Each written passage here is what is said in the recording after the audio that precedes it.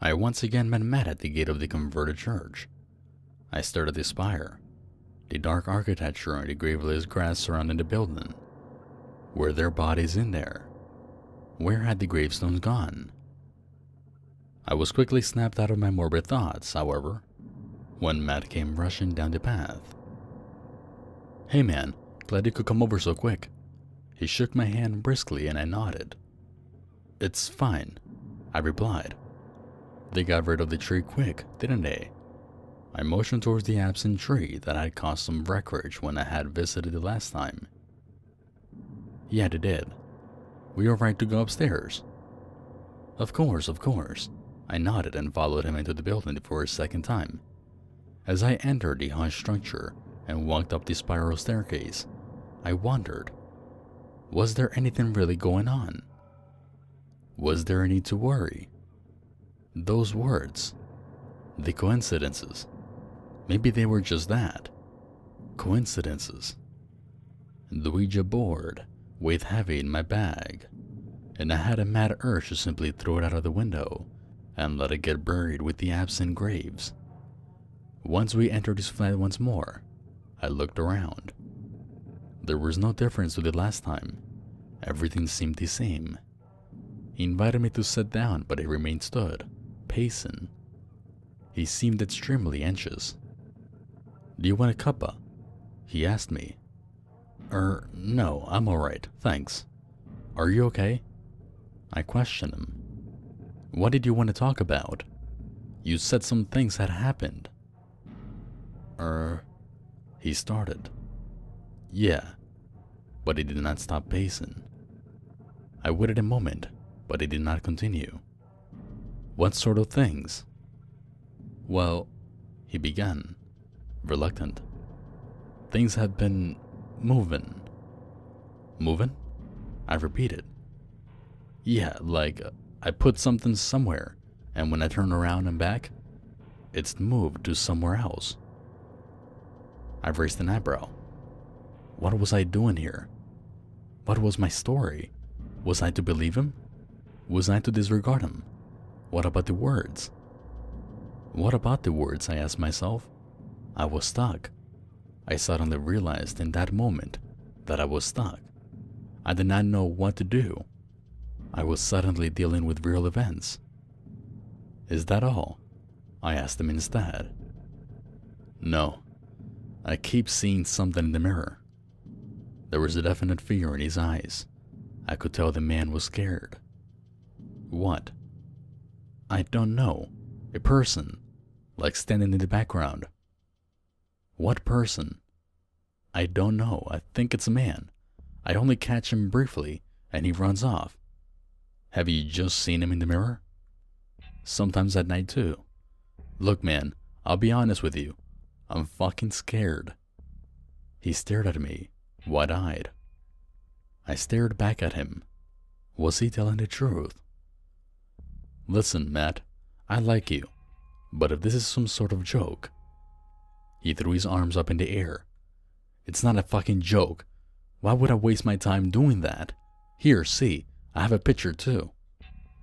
He pulled out his phone and walked towards me. "I was sending pictures to this girl." "Wait, like nudes?" I started.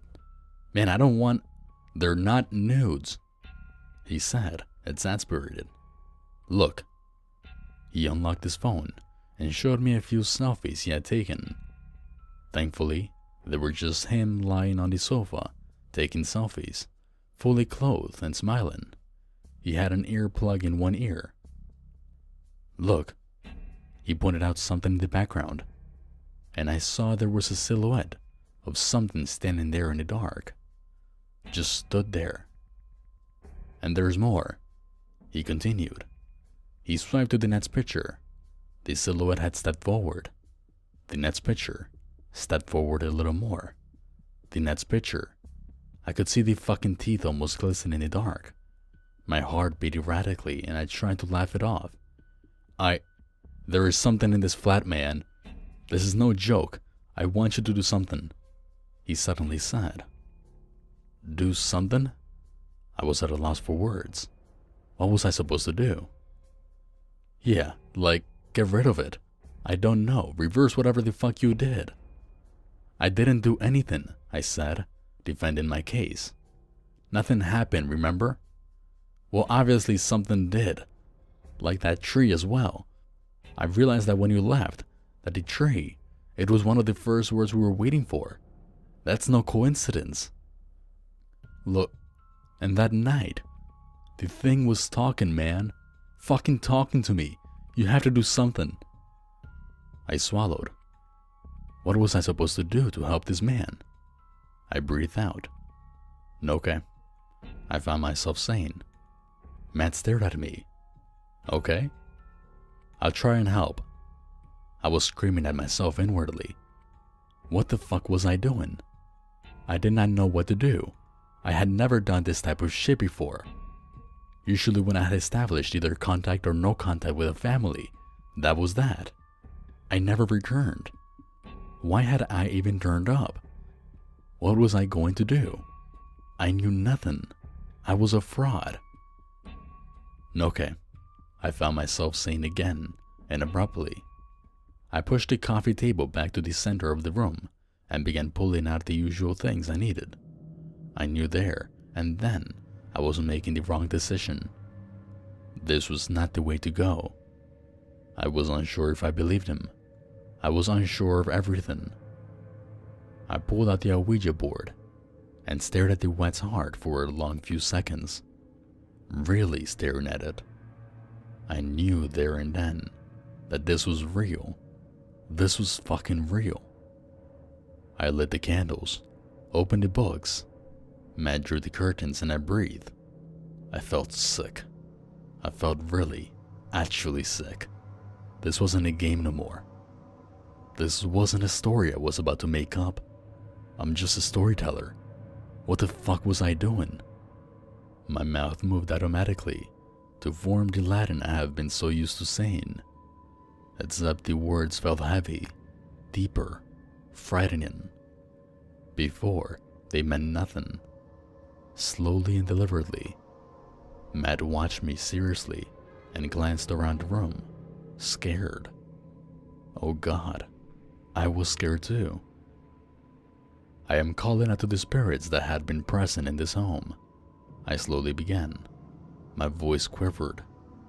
The darkness of the room unsettled me.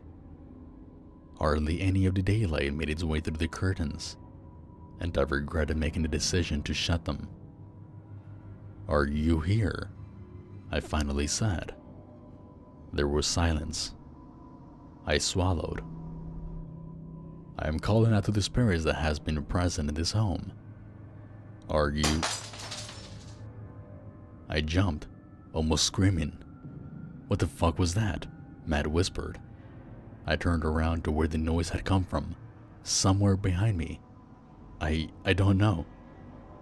The answer came soon enough though. The cupboard that was stood so silently suddenly toppled over and fell, the contents smashing all over the floor. It was followed by the shelf of posts in it, falling and smashing. The drawers flung open, the oven door fell open, the fridge door opened up too, and then the whole thing just crashed onto the floor.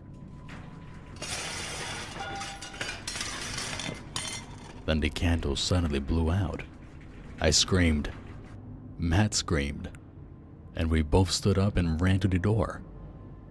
Thankfully, the exit opened up. For a terrified second, I thought that maybe it wouldn't. But we ran out of there. We ran hard.